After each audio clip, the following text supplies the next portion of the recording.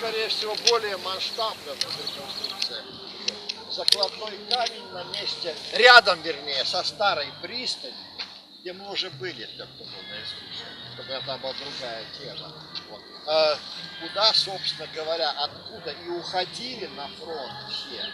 Вот со старой пристани на берегу реки, на пароходах до Котласа, и в Котласе садились на эшелоны. И сюда же они приходили. Вот, летом 45-го года первый пароход с демобилизованными, есть фотографии, это очень пожилые люди, потому что демобилизация в первой очереди, она по приказу началась 13 июля 45 года. Это в первую очередь демобилизовывались призывники, солдаты 1895-1905 годов рождения. То есть это те, кто пришел с войны, был уже за 40. Вот, и они все такие, вот, на первых снимках-то и видно, мы из Берлина, мы из Кенигсберга, дядьки такие заслуженные, с усами, с медалями, их в первую очередь. Молодежь-то позже демобилизовывали уже, до 48-го года даже.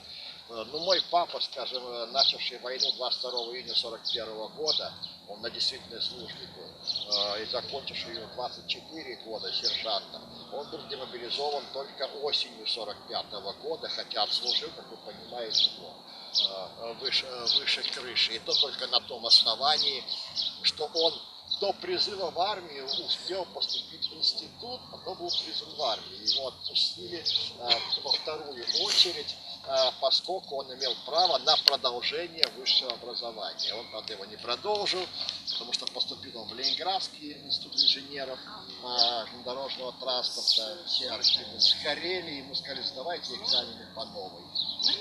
Куда его было сдавать по новой? Он потом выучился на юриста, тоже совсем другая история. А вот первые, это мы летом 45-го года наши солдаты, они молодые, вот они сюда на пристань вернулись. Я точную дату не могу назвать, потому что у нас почему-то прибыли в июне 45-го года. Но это не могло быть в июне, потому что приказ о мобилизации только 13 июля 45-го года. Вы не помните тогда? 24 июня. Ну вот я помню, что июнь, но этого не может быть. Хотя эта фотография, она во всех рисуется. Вот женщины встречают цветы солдатам, молодым нашим, которые сюда пришли. 24 июня, этого не может быть. Приказ 13 июля.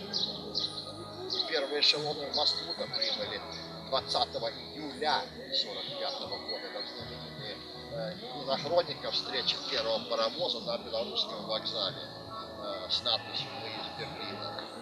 Идет кинохроника. Ну, скажем так, летом 45-го года они сюда вернулись.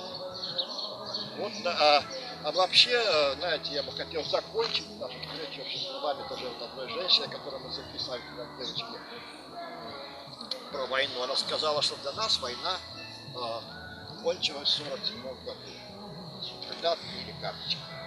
Да, мама пришла и принесла 2 буханки хлеба и сказала, дети, ешьте, сколько хотите. Война кончилась. И у нас она тоже кончилась. Все, спасибо. Вам спасибо большое.